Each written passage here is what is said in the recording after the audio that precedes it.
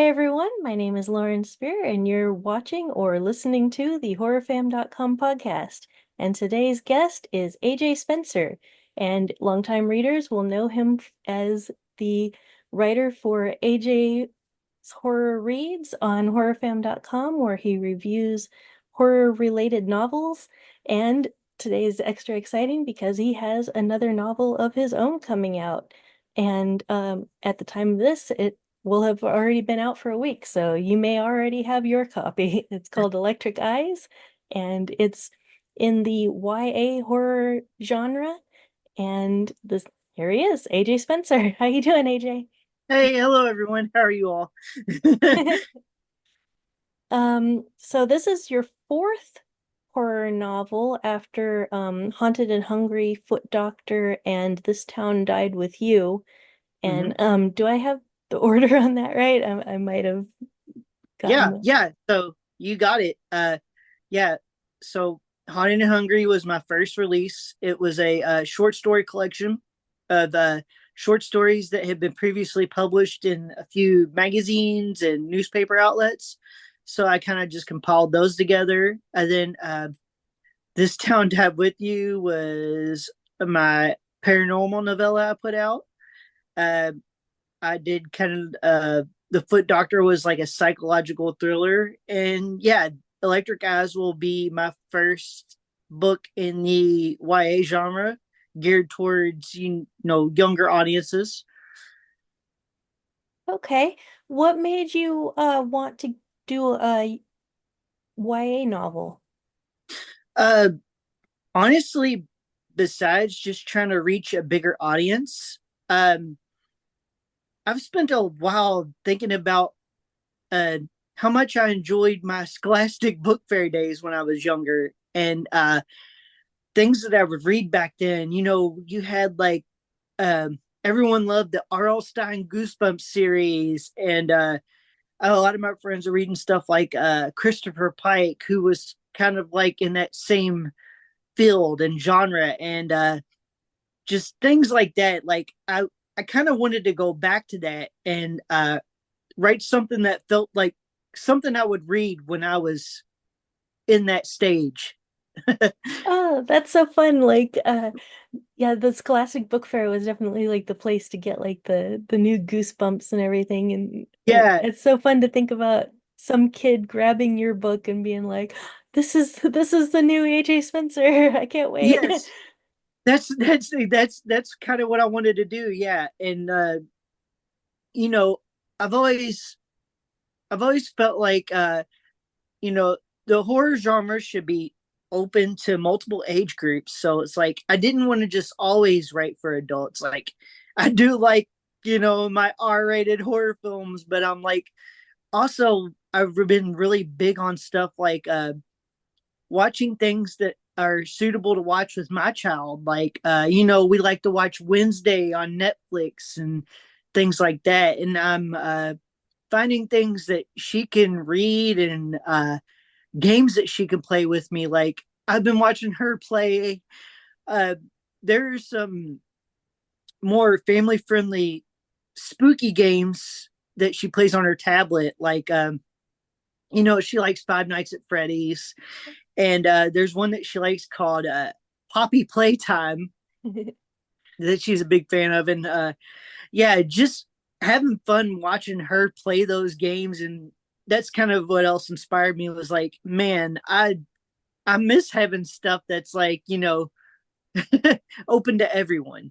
Yeah, definitely. That's one of the things that I've noticed, since you've been writing with horrorfam.com for a while now, that we have this massive list of horror movies for tweens, Mm-hmm. and it gets harder and harder to find things to put on those lists because it's just like stuff's so hardcore now. Yeah. And And like, yeah, like yeah. everyone else, like I do like that stuff, but yeah, it can get some of it can get pretty extreme. And I'm like, and sitting there and like finding time between like work and family to like watch stuff like that because you can't just put it on the TV. Oh yeah, you don't want your kid walking in and being like, Yeah, "Oh no, I'm traumatized." yeah. Don't want to have to explain that just yet. Yeah. Yeah, exactly. It's I wrote a little thing about this on my personal website a while back where it's just like, I feel bad like just putting things from like the 80s and 90s and like early 2000s on these lists because but it's like I don't have a whole lot of other options. So at No, least in the books, I can now be like, hey, check out check out AJ's book. It's for this age group. yeah, like I would say it's listed as 12 years old to 18 plus, and I think that's just about right. And it's interesting what you said about like the 80s and 90s. It really did feel like we had a lot more of that stuff back then. Like, we had uh the Beetlejuice cartoon and like Yeah. all this cool stuff, and the Goosebumps series, and you had like, I don't know if you remember Erie, Indiana. Yeah, I do. I Yeah, I remember the premiere of that on the TV back in the day. yeah, yeah. It was awesome. Yeah. Yeah, it's like I feel bad because it's like I want there to be things for the kids of today that or have characters that they can relate to. Um, but sometimes it's hard to find things to add because Yeah, that's why that's why I mentioned Wednesday on Netflix earlier, because I feel like that's such a good example. Like it's yeah. very team, but it's like even for the grown-ups, it's still fun to watch. Yes, yeah. Our But we had fun watching that one too. yeah, yeah. Because like I remember that was another thing from the 90s that I loved was the Addams Family movies, and it Yeah. goes along well with those. Yeah, absolutely. Did you want to talk about the plot to Electric Eyes at all, or Yeah. So the plot to Electric Eyes pretty much centers on a family which consists of a mother, a father, and their two teenage children. Uh, the dad works for a tech company as a programmer, and they've just come back from what was really a disastrous vacation. And uh, so they're going home, and they find that this cruise that they were on um, went really bad, and they were actually pronounced dead. So the father sets out to go to the company he works for and set the record straight. But during all this, another catastrophic event happens that sort of it's like uh I wanted to do a take on the zombie genre, but with like a kind of like a tech twist. So something happens to where people turn into these type of robotic zombies, and their eyes glow yellow, which is where the title came from, okay. along with uh what was inspired by David Bowie lyrics. Oh, okay. Yeah, he has a song called Moon Age Daydream, and he says keep your electric eye on me, and that kind of like sparked the inspiration for the title and some of the plot. So yeah, um, and I just wanted it to be, a really quick, fun read. It's not a long book. I think it is. I think it barely taps 100 pages. So just something that for people who read when they're on road trips and stuff like that, I thought it would be fun. Yeah. Yeah, that makes Mm-hmm. sense. Mm-hmm. It's summertime right now. It's perfect time to do it. Exactly. What's left of summer? Yeah, well. Yeah, but Here in Los Angeles, it's going to be going on for a while. Yeah. Honestly, I'm here in Kentucky and same really, like our summers have started to stretch longer and longer weather wise. Yeah. Yeah. Like like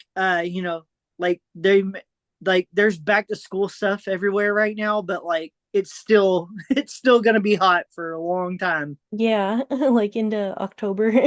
Yeah, yeah. And here I even remember it wasn't even a few years ago during Christmas it was like 60 degrees here. So Oh wow, yeah. yeah. Though at the same time, I just experienced snow for the first time in February of last year, so Oh wow. it's very strange. Like it's the winters are getting colder and the summers are getting hotter, so Yeah. It's really bizarre. I don't know, like it feels like pretty soon there may not even be seasons anymore. We'll just have to like see what it's doing tomorrow. I haven't really had seasons my entire life. It's like there's hot and then there's cold-ish. Yeah, yeah, certain.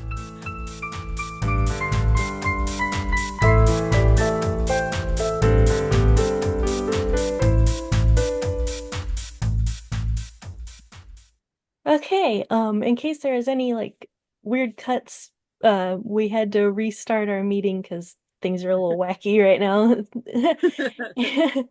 And so before we forget, where can people get Electric Eyes? Okay, so it will be on Amazon. Uh, the ebook and the print version should be going live on the same day, which is uh, Tuesday, July 30th, 2024. Uh, I also have it enrolled in Kindle Unlimited, so people that have that will also be able to receive it.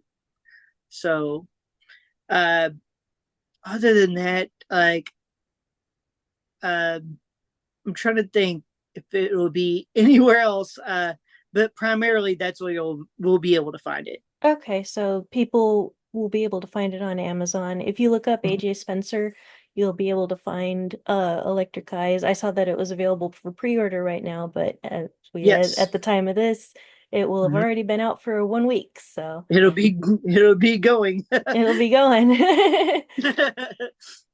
All right. And before the show, you were showing me illustration uh from the Halloween anthology that you were a part of a while back and showing me how the same artist did the cover for Electric Eyes. Did you want to show those again? Yeah, absolutely. So his name is Sidney Shiv. He did the editing and illustrations for this is the Halloween anthology. This is fall equinox. Oh, can you Try to pull get all it that in back there. just a little bit? Yeah. Oh yeah. Okay, there you go. Yeah. Okay, And yeah. so this is the anthology my short story The Pumpkin Eater appeared in. And on top of that, he gave us individual illustrations of scenes from our story. So he actually drew the monster for my story, The Pumpkin Eater, if you could see that. Yeah. And I thought that was really awesome. Like he hand drew all these illustrations. And that's that's what definitely made me have him in mind for Electric Eyes. I was like, that's such a cool look, I think, especially with everything now being digital. And it was nice to have that just classic, like, illustration look. Yeah, yeah. Do you have the cover for Electric Eyes with you or no? I unfortunately don't have it. I should have uh, at least printed it out. But yeah, I don't have it on me. Oh, that's okay. Well, it's in that style and it's got like the yellow-eyed zombies on the front and Yes, so you'll have to check it out on Amazon if you want to see definitely. Yeah, it. like you said, it's got the zombies on there and this cool like blood red sky in the background. Yeah. Also, the written I do a full written transcript for every episode of the horrorfam.com podcast. So if you give me a copy of that, I'll be able to put it in there as well so that people can see. Oh yeah, awesome. That would be great. Yeah. Yeah. I would love for people to see it before they check it out, so they can kind of see if it if they want to if they vibe with it. Well, people can also experience your writing through your AJ's Horror Reads reviews. You do that kind of triannually on horrorfam.com, like 3 times a year. You show up and like, here's a whole list of things that I'm reading now. And Yeah, you were actually saying that you were reading some things now that you wanted to talk about a little bit. So um definitely. Um so this is kind of cool, like since I started doing this, people have wanted to send me advanced reader copies of their books, and I've been getting to read some really awesome things before they come out. So, currently, what I'm reading now is a novel called Starlet. It's by Danger Slater. Uh, you'll have to check him out. He is known as the world's most flammable author, according to his biography. Um, so he has August 27th. He has a book called Starlet coming out, and it has this really cool, like David Lynch vibe take on the underbelly of Hollywood, told through the eyes of an aspiring actress. And I don't want to spoil anything, but it gets pretty out there, and it is a page turner. Like Oh, okay. Is it a period piece or is it set in like modern Hollywood? modern Hollywood. Okay. Yeah, yeah. But it's like um, it does touch on old Hollywood as well. It's just it's a really cool story, and I'm Okay. hoping that a lot of people check it out. And I'm gonna have a full write up on that. And Oh, awesome. I'll be looking yes, for that in my inbox. definitely, it'll be there soon. Nice. And there was a well regarded horror novel called Kill Creek that came out, and the author of that book has another one coming out that takes place in the same universe called Midwestern Gothic, and I'm also working on reading that as well. So yeah, those are Oh, two exciting yeah. things I that I I got have it. coming up. I got an email about that and I included that in my horror inbox thing that I do on Yeah, yeah. in January, May, and September. Mm-hmm. Okay, yeah, So yeah, I actually knew that one.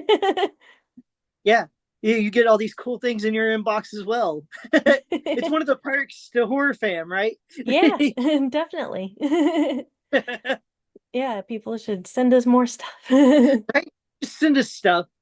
Just send us We stuff and like we'll talk things. about it somewhere. Yeah, we'll make room for it. Yeah. Like everything that is like legitimately horror related, I end up talking about in some way or another. Either like a full feature or in the horror inbox roundups, or you'll talk about it if it's a book, and Isaiah talks about it if it's like an indie horror film. Like he loves getting the screeners. Oh, definitely, I'm sure. And it's probably really great for you to see this project grow since you've started it, Horror Fam. Like, Oh yeah, absolutely. This is gonna be fifth year in October, so and the wow. first few years were it was rough going. This really feels like the first year that it's actually like things are happening. Yeah, yeah.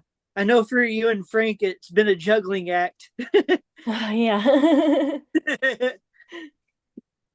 Yeah, I think like you met me like right after I got back from surgery. I was like, well, I'm in recovery right now, but when I Yeah, get back to my desk, I'll be sure to read what you have to say. yeah. I felt so bad too because I was like, wow, what a horrible time to pitch something to someone. But I'm glad you were willing to go with Oh it. yeah. Well, you've been great and it's been I'm so happy that I'm finally getting to This is our first time actually talking face to face, but one of the things with horror fam is like I these people that have been around since the beginning, like you and Christy and Heather and now Isaiah came on like a year after you, Hmm. and it's like it's not enough to just like for Frank and me to like rise up on our own. It's like we want to take everyone who was there from the beginning with us, you know. It's like we want to be able to show people like this is AJ and he writes about things and Yeah, it's been really fun. that's good. Hmm. So, Electric Eyes, you've been working on that for a while now. Does it feel good to have it done and out there? And Oh, absolutely. Like, you know, like life happens and you try your best to find time to do creative endeavors through in between things. And it felt really good to finally nail it down, like, yeah. because we all want to do things that just make us happy sometimes. And when you get the time to actually do it, it just feels great. Yeah, yeah, for sure. And now that you finish this one, you can start on the next one. On the next one, yeah, because yeah, that's the thing with any creative project is it's like no matter how much you have to go through to get one thing done, like the next thing is always going to be in the back of your mind, and it's going to like kind of like poke at you until you start on it. Yeah. It's like as I'm editing like one article, I'm like, and next week is Yep, yep. like I And then have like a whole list here, like, okay, right now it's the raffle, and then it's this, and then it's the podcast with AJ, and yeah, then oh gosh, I can't imagine. Because with me, it's just like every time I sit down and do this, I'm thinking, okay, I'm going to do this, and I'm going to take this many weeks or months off before I start on the next thing. But then, it's like I have my Word document open and I'm like, oh no, here comes an idea. And if I don't write it down now, I'm gonna forget it. And yeah, yeah. I'm yeah, I don't want to lose my enthusiasm for it. So it's like, let's just dive right back in. Like I do that too with like paintings and Mhm. drawings and stuff. It's like it gets done in a day or it doesn't get done at all. Exactly. Yeah. And if you have an attention span like mine, that's how it works too. It's like if you don't do this now, you're gonna find something else to focus on, and this will never go back to getting done. Yep, yep. It's the um Frank and I joke around about that too. It's like I've got AUDHD and he's ADHD and it's like, okay, this is the day. Yep. We're kind of like these, just like these like squirrels hopping around trying to find the next shiny object. Like, It's like hyper focus mode activated. yes. Well, I'm glad that you chose to go after a horror tween novel for this span of the focus.